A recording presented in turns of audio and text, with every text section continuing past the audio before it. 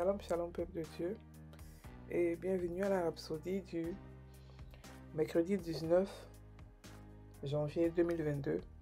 Rhapsodie écrite par le pasteur Chris Oyakilome, et la lecture vous est offerte par les vérités de l'Évangile. Le thème d'aujourd'hui est « Vous êtes un enfant du jour ». Et le verset de 1 Thessaloniciens 5, verset 1 à 2 qui dit « Pour ce qui est des temps et des moments, vous n'avez pas besoin, frères, qu'on vous écrive, car vous savez bien vous-même que le jour du Seigneur viendra comme un voleur dans la nuit. » Alléluia. Point de fin du verset. Le pasteur Christ dit « L'expression « un voleur » dans la nuit inquiète certains chrétiens depuis plusieurs années. Certains ne comprennent pas ce que cela signifie, tandis que d'autres en sont terrifiés. Ils imaginent que s'ils font quelque chose de mal avant d'aller au lit et que Jésus vient comme un voleur dans la nuit, ils n'iront pas avec lui. Mais ce n'est pas ce que cela signifie. Si vous regardez attentivement votre verset d'ouverture, vous remarquerez que Paul écrivait aux frères ou à la fraternité. Il a dit « Frères, vous n'avez pas besoin qu'on vous écrive ». Bien que le mot « frère » soit masculin, il se référait au fait à ceux qui sont en Christ, hommes et femmes. Le verset suivant montre quelque chose de vraiment important, qui dit « Car quand les hommes diront paix et sécurité, alors une ruine soudaine, comme les douleurs de l'enfantement surprennent la femme enceinte, et ils n'échapperont point. » 1 Thessaloniciens 5, verset 3. Cela ne faisait évidemment pas référence aux frères parce qu'il a dit « car quand les hommes diront ». Lorsqu'il fait référence aux frères, il dit « vous ». Les hommes dans 1 Thessaloniciens 5, verset 3 se réfèrent au monde, ceux qui ne sont pas encore en Christ. La Bible les décrit comme les enfants de colère, destinés à la colère de Dieu. Nous tous aussi, nous étions de leur nombre, et nous vivons autrefois selon les convoitises de toute chair, accomplissant les volontés de la chair et de nos pensées, et nous étions par nature des enfants de colère comme les autres. Et cela est de Éphésiens 2, verset 3. Mais pour vous qui êtes nés de nouveau, la Bible dit dans 1 Thessaloniciens 5, verset 4, « Mais vous, frères, vous n'êtes pas dans les ténèbres, parce que pour que ce jour-là vous surprenne comme un voleur. » Chaque fois que le Seigneur Jésus a parlé de devenir soudainement sur les gens, c'était en rapport avec le jugement. Mais il ne faisait pas référence à l'Église. Alléluia. Dans Jean 5, verset 24, il a dit « Je vous le dis en vérité, quiconque entend ma parole et croit à celui qui m'a envoyé à la vie éternelle et ne vient pas en jugement, mais il est passé de la mort à la vie. » Fin du verset. Vous êtes un enfant de lumière et du jour. Vous n'êtes pas de la nuit ni des ténèbres.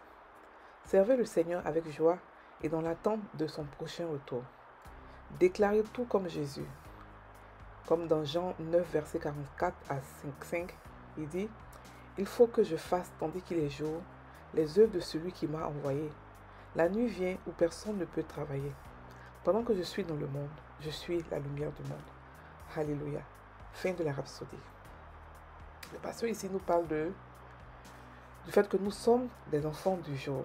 Et il a pris 1 Thessaloniciens 5, verset 1 pour dire, il dit, « Pour ce qui est des temps et des moments, vous n'avez pas besoin, frères, qu'on vous écrive, car vous savez bien vous-même que le jour du Seigneur viendra comme un voleur dans la nuit. » Alléluia. Il explique que beaucoup de chrétiens ont peur de ce statement, parce qu'ils se disent qu'ils ne seront pas prêts, Dieu va venir les surprendre et tout et tout. Et beaucoup d'entre nous aussi attendent ça avec impatience. Voilà. Et il y a plusieurs cas. Ceux qui ont peur, c'est que quelque part, ils se disent que Dieu est plus ou moins méchant. C'est quelqu'un qui va venir vous surprendre, c'est-à-dire que pendant que tu es en train de fêter, pendant que tu as vu ta vie dans la chair et tout ça, il vient te surprendre. Donc, ils s'inquiètent. Et d'autres aussi s'inquiètent parce qu'ils se disent qu'ils ne sont pas encore prêts, qu'est-ce qu'il faut faire et tout ça. Et d'autres sont contents parce qu'ils se disent qu'ils vont partir finalement, ils sont fatigués, ils vont partir.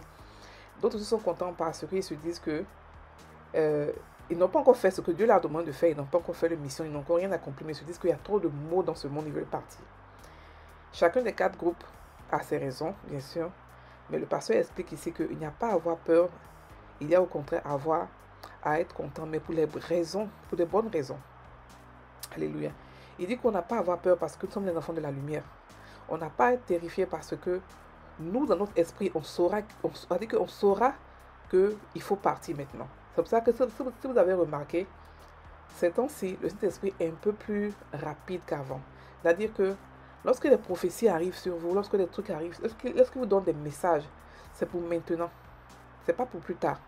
Avant, c'était pour plus tard. Avant, il vous dit, ok, d'accord, tu vas faire ceci, tu vas faire cela. Des prophéties viennent partout sur vous.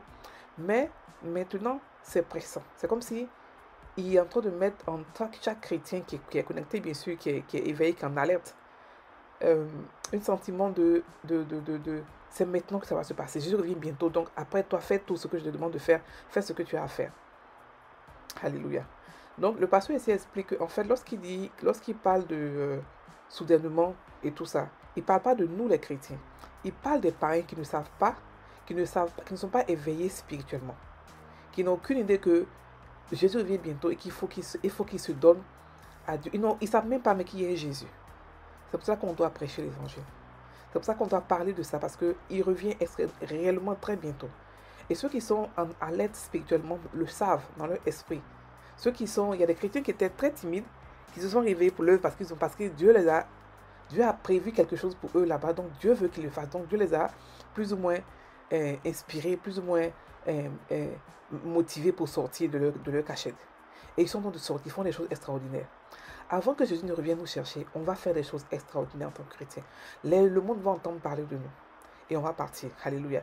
Mais ce ne sera pas pour nous quelque chose qui sera soudain, qui va nous faire peur. Je ne sais pas au courant, puis il est parti. Non. Notre esprit sera en éveil parce qu'on est connecté à Christ. C'est pour ça que chacun de nous doit avoir sa relation avec Dieu, avec le Saint-Esprit.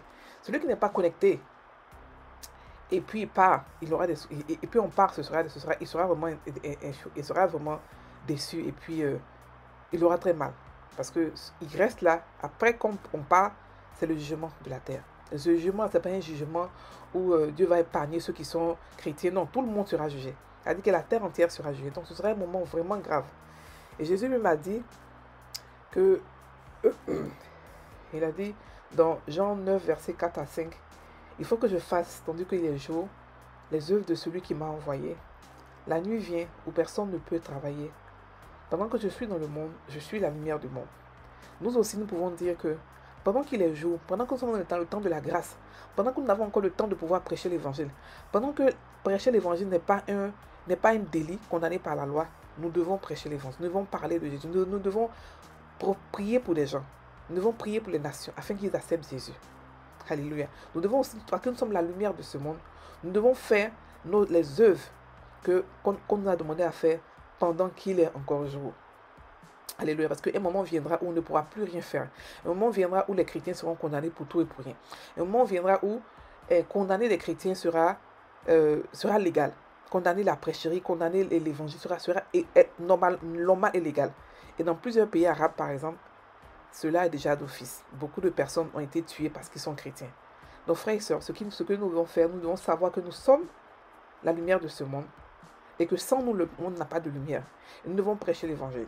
Nous devons accomplir la volonté de Dieu pendant que nous sommes encore sur la terre. Alléluia. Jésus revient bientôt. Alors, nous allons faire la confession. Répétez après moi. Je suis un enfant de la lumière et du jour. Je sers le Seigneur avec joie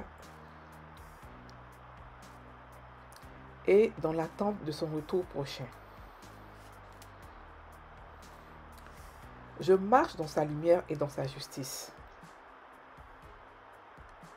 accomplissant sa volonté parfaite à la gloire de son nom. Alléluia. Frères et sœurs en Christ, passez une très bonne journée. Soyez bénis.